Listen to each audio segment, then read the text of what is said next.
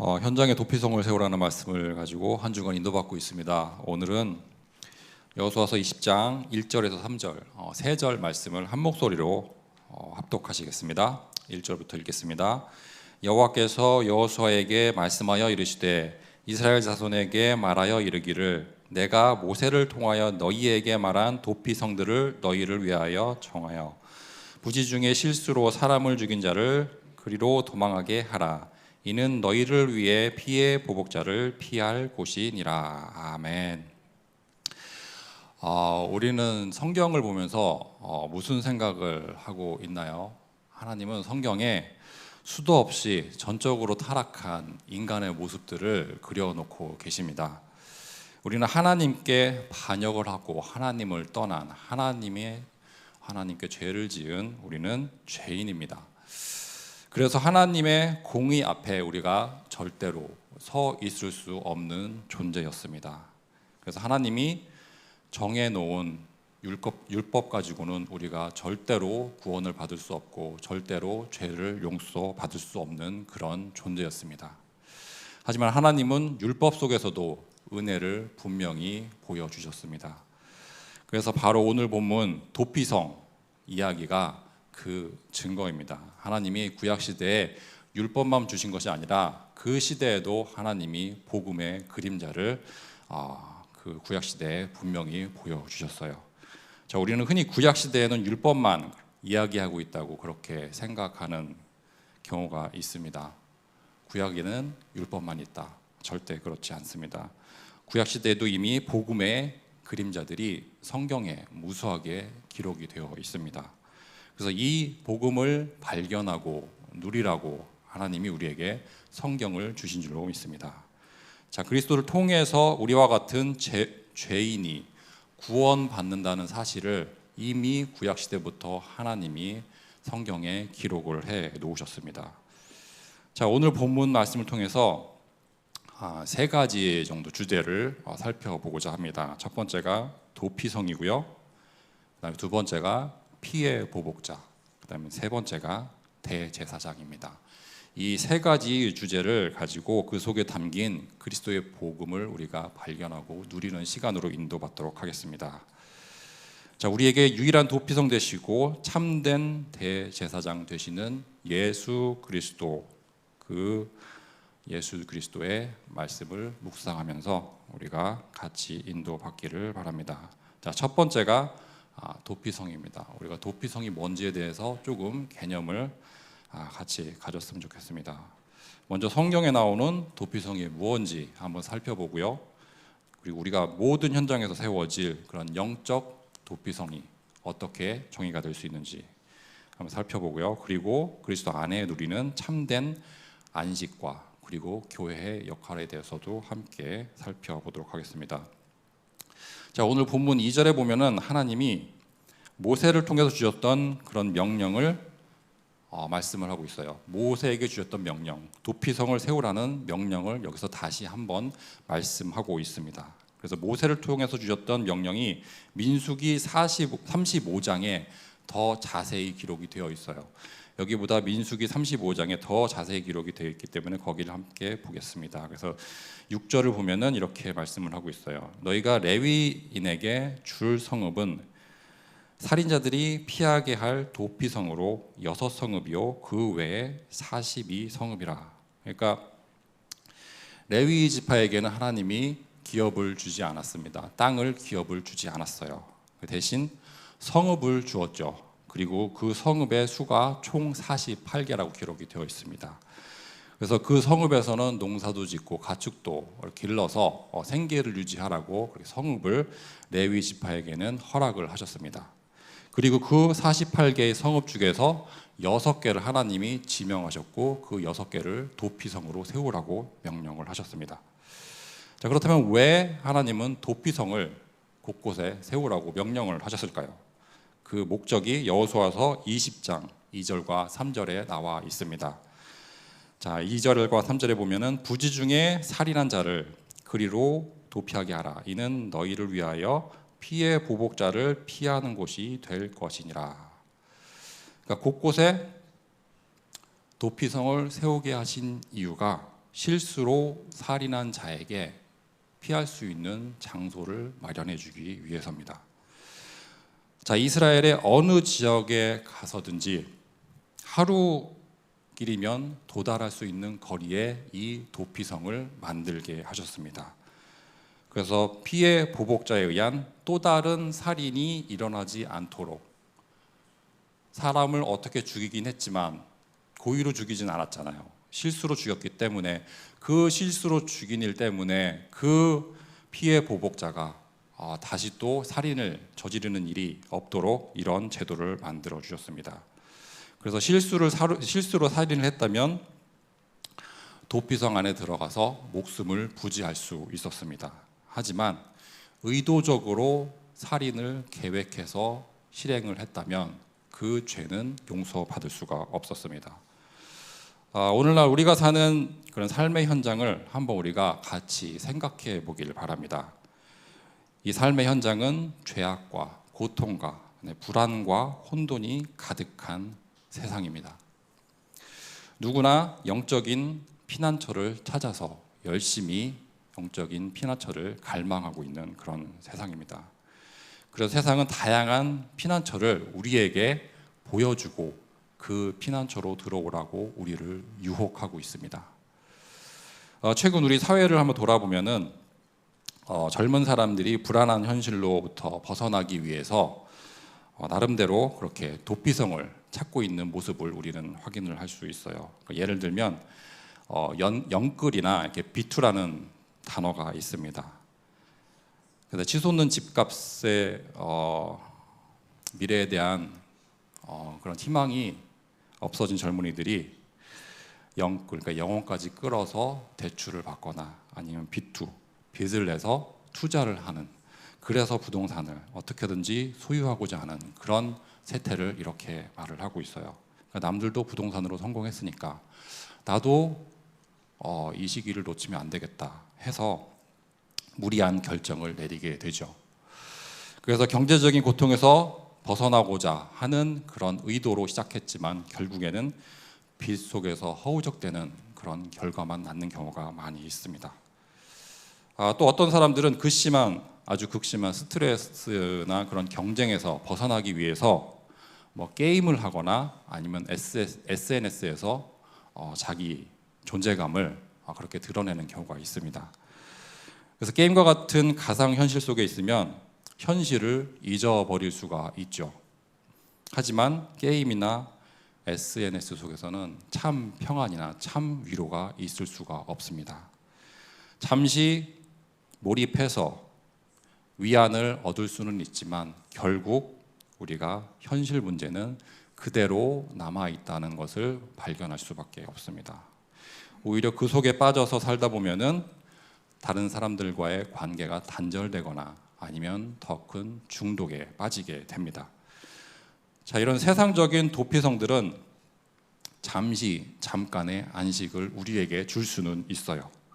문제가 해결되는 것 같이 보일 때도 있습니다. 하지만 결코 근본적인 해결을 줄 수는 없습니다.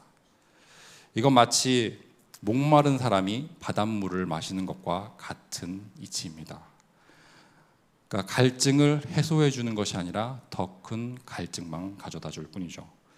자, 그래서 세상의 도피성은 일시적으로 불안해서 일시적이고 불안전합니다. 그래서 결국 우리를 영원히 지켜주지 못하는 도피성이 됩니다. 그래서 우리는 허물과 죄로 죽었던 존재이기 때문에 우리 스스로 제대로 된 도피성을 찾을 수 있는 힘이 없어요. 하지만 성경은 우리에게 참된 피난처, 참된 도피성을 말씀하고 있어요. 영원하고 흔들리지 않는 참된 도피성, 참된 피난처를 성경은 분명히 말씀을 하고 있습니다. 바로 예수 그리스도가 우리의 참된 도피성이 될 줄로 믿습니다. 그리스도만이 우리를 죄와 사망의 권세로부터 온전히 구원해 줄 수 있는 유일한 도피성 되어 주십니다. 자, 그래서 히브리서 6장 18절에서 이렇게 말씀을 하고 있어요. 이는 하나님이 거짓말을 하실 수 없는 이 두 가지 변하지 못할 사실로 말미암아 앞에 있는 소망을 얻으려고 피난처를 찾는 우리에게 큰 안위를 받게 하려 하심이라. 그러니까 여기서 이 두 가지 변하지 못할 사실은 언약을 가리킵니다. 그러니까 우리가 피난처를 구하고 찾으면 하나님이 큰 안위를 주신다고 말씀을 하셨어요. 왜냐하면 하나님이 언약을 하셨기 때문에. 자, 또 예수님이 이렇게 말씀을 하시죠. 수고하고 무거운 짐진 자들아 다 내게로 오라. 내가 너희를 쉬게 하리라. 마태복음 11장 28절 말씀입니다. 자, 세상의 도피성은 일시적이고 불완전합니다. 하지만 그리스도의 도피성은 영원하며 완전합니다. 자, 그리스도가 우리의 죄를 담당하셨고 우리 대신에 하나님의 진노를 받아 주셨어요. 그래서 우리는 죄와 사망에서 자유를 얻게 되었습니다. 이것이 우리가 그리스도께 피해야 할, 그리스도의 도피성으로 피해야 할 가장 중요한 이유가 됩니다. 자, 우리 모두 예수 그리스도의 도피성 안에서 참된 그런 안식을 누리기를 축원드리겠습니다. 또 그리스도의 몸된 교회가 이 세상의 참된 도피성입니다. 그래서 교회는 세상 사람들에게 참된 도피성이 되어줍니다. 교회는 단순히 건물을 얘기하는 것이 아닙니다. 교회는 방황하는 영혼들이 복음 안에서 참 위로와 평안을 누리는 장소입니다. 그래서 교회는 그 자체로 우리에게 구원을 줄 수는 없어요. 교회에 다닌다고 구원을 받는 것은 아닙니다. 하지만 교회는 오직 그리스도만 바라보는 게 답이라고 가르칩니다. 그리고 그리스도 안에서만 참된 구원과 평안과 위로가 있음을 교회에서 가르치고 있습니다. 또 교회는 하나님 말씀이 선포되고 성도들이 서로 교제하면서 세상에 복음을 전하는 그런 사명을 교회가 가지고 있습니다. 그래서 고통받는 세상 사람들에게 복음의 빛을 비추는 그런 사명을 우리 교회가 가지고 있습니다. 세상에 주는 위로는 거짓 위로입니다. 세상에 주는 위로는 거짓 위로입니다. 세상이 유혹하고 있는 그런 도피성들은 우리가 들어가면 안 되는 도피성들이죠. 그래서 참된 위로자, 참된 도피성 되시는 예수 그리스도를 붙잡고 승리하시기를 축원드리겠습니다. 자, 두 번째로 피의 보복자라는 그런 표현이 나옵니다. 간단하게 설명하면은 율법으로 정죄하는 것을 말하고 있습니다. 그래서 도피성 제도를 이해하기 위해서는 피의 보복자라는 이런 개념도 반드시 이해가 되어야 합니다. 그래서 피의 보복자는 살해당한 사람의 가장 가까운 친족을 얘기합니다. 아버지가 될 수도 있고요, 형이 될 수도 있고, 그러니까 가족 중에 누가 살해를 당하면 그 살해당한 그 가족을 위해서 대신 복수를 해줄 사람을 피해 보복자라고 부르고 있습니다. 그래서 살인자를 추격해서 복수할 권리를 가지고 있는 사람입니다. 이건 분명히 권리라고 성경에 되어 있습니다. 그래서 눈에는 눈, 이에는 이라는 그런 표현이 있습니다. 이것도 성경에 나오는 표현입니다. 그래서 출애굽기 21장을 보면은 이렇게 기록을 하고 있어요. 출애굽기 21장 23절 예에 보면은 그러나 다른 애가 있으면 갑대, 생명은 생명으로, 눈은 눈으로, 이는 이로, 손은 손으로, 발은 발로, 된 것은 된 것으로, 상하게 한 것은 상함으로, 때린 것은 때림으로 갚을지니라. 그러니까 피의 보복자는 살인한 자의 생명을 취할 수도 있었어요. 그게 율법에 명시해 놓은 그런 방법입니다. 그런데 여기서 성경에서 말씀하시는 눈에는 눈, 이에는 이라는 그런 개념을 한번 살펴보고 넘어갈 필요가 있어요. 자, 이건 잔인한 복수를 하나님이 허용하신 게 아닙니다. 나에게 어느 부분을 다치게 했으니까 나도 그 부분을 다치게 한다. 그렇게 잔인한 그런 보복을 우리가 하게끔 하나님 약속하신 게 아니고요. 오히려 손해본 것 이상의 해를 끼치지 않도록 하나님이 이런 법을 주신 것입니다. 그러니까 죄의 무게만큼만 형벌을 받도록 이렇게 말씀을 하신 거예요. 그래서 예를 든다면 내가 손을 다쳤는데 기분이 나쁘다고 그 손을 다치게 한 사람을 죽일 수도 있어요. 그렇게 하지 말라는 겁니다. 그래서 우리 장발장 이야기를 잘 알잖아요. 빵을 훔쳤는데 그것 때문에 13년을 감옥살이를 했습니다. 그러니까 그렇게 부당한 일을 당하지 말라고 이런 법을 주신 겁니다. 그래서 오늘 본문을 보면은 율법에 정해놓은 그런 율법에 따르면 이 피해 보복자는 살인자를 찾아가서 추격해서 그 살인자를 죽일 수 있는 권한이 있었어요. 그러니까 어찌 보면은 피해 보복자가 가진 당연한 권리입니다. 그래서 죄를 지으면 당연히 벌을 받아야겠죠. 자, 그래서 오늘날 우리 주변에는 영적인 피해 보복자가 아주 많이 있습니다. 영적인 피해 보복자가 두루 다니며 산길차를 찾고 있습니다. 자, 사탄은 끊임없이 우리를 정죄하고 있어요. 그래서 죄의 삭은 사망이요 하나님의 은사는 그리스도 예수 우리 주 안에 있는 영생이니라. 로마서 6장 23절 말씀입니다. 자, 우리는 죄는 우리를 사망으로 몰아가고 죄책감을 갖게 하고 수치심을 갖게 하고 절망감을 갖게 합니다. 그래서 계시록 12장 10절을 보면은 사탄은 밤낮으로 우리를 참소하고 있다고 이렇게 말씀을 하고 있어요. 사탄은 우리를 정죄하고 참소하는 존재입니다. 그것도 매 순간 밤낮을 가리지 않고. 그러니까 세상은 우리의 실수와 약점을 가지고 정죄하고 비난하는데 아주 능합니다. 하지만 우리의 힘으로는 이 영적인 피해 보복자를 감당해낼 수가 없어요. 자, 우리의 노력이나 선행으로는 율법이 요구하는 것을 절대로 이룰 수가 없습니다. 사탄의 고발에서 우리가 벗어날 길이 없어요. 우리가 율법으로 따지면 당연히 죽어야 될 그런 죄인이기 때문이죠. 이사야서 64장 6절을 보면은 무릇 우리는 다 부정한 자 같아서 우리의 의는 다 더러운 옷 같으며 우리는 다 잎사귀 같이 시들므로 우리의 죄악이 바람같이 우리를 몰아가나이다. 자, 우리의 의는 다 더러운 옷 같다고 말씀하시겠어요. 그래서 아무리 우리가 선하게 살려고 노력을 해도 율법의 기준을 갖다 대면 우리는 더러운 옷을 입은 존재일 수밖에 없어요. 자, 어떤 의로운 행위도 율법의 완전한 공의를 우리가 완벽하게 충족시킬 수는 없습니다. 우리 자신의 힘 가지고는 피해 보복자를 우리가 당해낼 힘이 없습니다. 자, 그래서 하나님이 우리에게 복음을 주신 것입니다. 인간의 어떤 노력으로도 피할 수 없는 이 피해 보복자를 해결하기 위해서 하나님이 우리에게 복음을 주셨어요. 예수 그리스도를 우리에게 보내주셨습니다. 그래서 이제 예수 그리스도 이야기를 한번 해보고자 합니다. 자, 세 번째로 대제사장 이야기를 하게 됩니다. 대제사장 되시는 예수 그리스도. 자, 오늘 본문을 보면은 도피성에 피한 사람이 언제 자유를 얻게 되는지 나와 있습니다. 우연히 살인을 저지르고 도피성으로 들어가 있는 그 사람이 자유를 얻고 다시 자기 고향으로 돌아갈 수 있는 시기가 있어요.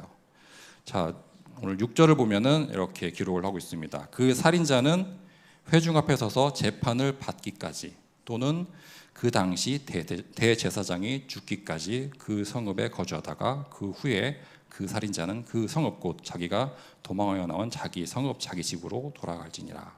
이렇게 말씀을 하고 있습니다. 자, 그 당시에 제사장이 죽기까지. 그러니까 그 당시 대제사장이 죽으면 이 사람은 자유를 얻고 다시 자기 집으로 돌아갈 수가 있어요. 도피성을 떠나서 자기 고향으로 갈 수 있었던 것입니다. 그래서 완전히 자기 죄에서 해방을 받게 됩니다. 그래서 여기서 대제사장의 죽음과 그리스도의 죽음이 연결이 됩니다. 그래서 구약의 대제사장은 매년 아니 매일같이 죄의 사함을 위해서 제사를 드려야 했습니다. 하지만 그 제사들은 근본적인 문제를 절대로 해결할 수가 없었죠. 그래서 매일 제사를 드려야 했고, 그리고 1년에 한 번씩은 대속죄일이라고 해서 모든 이스라엘 백성들의 모든 죄가 다 속죄함을 받는 그런 날을 가졌어야 했습니다. 하지만 그렇다고 그 그 죄가 완전히 해결되는 것은 아니었죠. 그래서 도피성에서 대제사장이 죽으면 일시적인 자유를 얻을 수가 있었습니다. 하지만 죄의 근본적인 문제는 아직 남아 있었습니다. 하지만 참된 대제사장 되시는 예수 그리스도는 단 한 번의 완벽한 희생으로 그 모든 문제를 다 해결해 주셨습니다. 자, 그래서 히브리서 9장 12절에 이렇게 말씀을 하고 있습니다. 염소와 송아지의 피로 하지 아니하고 오직 자기의 피로 영원한 속죄를 이루사 단번에 성소에 들어가셨느니라. 예수 그리스도는 자신의 피로 영원한 속죄를 이뤘다고 말씀을 하고 있습니다. 죄 없는 예수님이 우리 죄를 대신해서 십자가에 못 박혀 죽음을 당하셨습니다. 우리를 대신해서 끔찍한 죄값을 그것도 온전히 완벽하게 받아주셨습니다. 이것이 바로 복음의 핵심입니다. 인간은 어떤 노력으로도 이룰 수 없는 영원한 속죄를 예수 그리스도께서 십자가 위에서 이루어 주셨습니다. 그리고 성경에서는 이 대제사장이 하나님의 아들 예수 그리스도라고 분명히 말씀을 하고 있어요. 그래서 히브리서 4장 14절 말씀에 이렇게 증언을 하고 있죠. 그러므로 우리에게 큰 대제사장이 계시니 승천하시니 곧 하나님의 아들 예수시라. 우리가 믿는 도리를 굳게 잡을지어다. 아멘. 그냥 대제사장이 아니고 큰 대제사장이라고 말씀을 하고 있어요. 큰 대제사장 예수 그리스도 하나님의 아들, 우리를 위해서 죽으신 분입니다. 구약 시대는 대제사장이 죽음으로 도피성에 도망갔던 사람이 자유를 얻게 되었습니다. 지금 우리는 예수 그리스도의 죽음으로 영생을 얻게 되었어요. 죄의 심판 아래에 있던 우리를 구원하시겠다는 하나님의 완벽한 계획이 예수 그리스도를 통해서 이루어졌습니다. 그리스도의 죽으심으로 죄와 사망의 권세가 완전히 박살이 났죠. 우리를 쫓아오던 피의 보복자의 손에서 우리를 영원히 구원해 주셨습니다. 그래서 우리는 예수 그리스도만 바라보면 됩니다. 그러므로 자기를 힘입어 하나님께 나아가는 자들을 온전히 구원하실 수 있으니 이는 그가 항상 살아계셔서 그들을 위하여 간구하심이라. 히브리서 7장 25절 말씀입니다. 그러니까 우리는 더 이상 죄와 저주 아래 있지 않습니다. 우리는 그리스도 안에서 이미 새로운 피조물이 되었습니다. 하나님 자녀로 참된 자유를 얻었고 영생을 얻었습니다. 자, 오늘도 그리스도 복음의 능력 누리며 승리하시기를 축원드리겠습니다. 결론을 내리겠습니다. 현장에 도피성을 세우라는 말씀을 가지고 우리가 한 주간 인도받고 있습니다. 우리 모두 죄로 인해서 영원히 사망할 운명에 처해 있었습니다. 여기 앉아 계신 어떤 분, 한 분도 죄 없이 태어난 분도 없고요. 죄의 문제에서 자유로웠던 분 한 분도 없습니다. 우리는 모두 죄로 인해서 영원히 사망할 운명에 처해 있었습니다. 희망 없이 피의 보복자에게 쫓기며 살고 있었습니다. 우리를 죽이기 위해서, 영원히 죽이기 위해서 우리를 쫓아오는 피의 보복자에 쫓기며 살고 있었죠. 세상에 어떤 피나 쳐도 우리에게 참 평안을 주지 못했습니다. 하지만 하나님이 우리의 유일한 도피성이 되어주셨습니다. 참된 대제사장 되시는 예수 그리스도를 우리에게 보내주셨어요. 그리스도의 죽음으로 우리는 죄와 사망의 권세에서 완전히 빠져나올 수 있었고 참된 평안을 얻을 수 있었습니다. 이것이 바로 우리가 믿고 의지해야 할 유일한 복음의 내용일 줄로 믿습니다. 자, 이제 우리는 이 복음의 능력 가지고 각자의 현장으로 나아가게 됩니다. 우리의 가정, 직장, 지역 그 모든 현장에서 복음의 증인으로 서기를 원합니다. 흑암 가득한 이 세상 속에서 방황하는 영혼들에게 우리가 참된 도피성이 되어주기를 원합니다. 또 그리스도 안에서 얻은 그 참 자유와 그 평안을 세상에 선포하기를 원합니다. 그래서 고통받는 세상 사람들에게 예수 그리스도만 답이고 예수 그리스도 앞으로 인도받을 수 있도록 우리가 증인되는 삶으로 인도받기를 원합니다. 자, 우리 모두 현장에 도피성을 세우는 그런 응답을 받아 누리기를 축원드리겠습니다. 이 사명 감당하는 저와 여러분이 되시기를 주님의 이름으로 축원드립니다. 기도하겠습니다. 사랑과 은혜의 하나님, 죄로 인해 정죄받을 수밖에 없었던 저희들에게 참된 도피성 되시는 예수 그리스도를 보내주심을 감사합니다. 저희 모두가 주님 앞에 나아가 하나님의 사랑과 은혜의 품 안에서 영원한 생명과 평안을 얻게 하옵소서. 또한 이 복음을 누리며 증거할 수 있는 증인의 삶을 살 수 있도록 인도하여 주옵소서. 이 모든 말씀 우리 주 예수 그리스도 이름으로 기도드립니다. 아멘.